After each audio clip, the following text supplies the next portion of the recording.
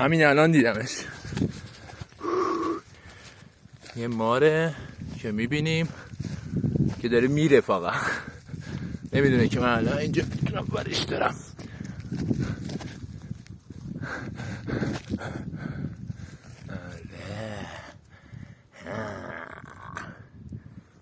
مار که میبینین دومش دست منه، یه مار بزداق سمیه، خطری نداره.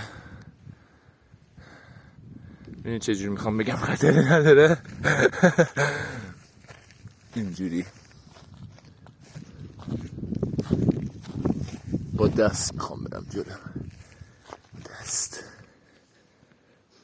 گاز بگیر، گاز بگیر. گازم گرفت. گاز بگیر.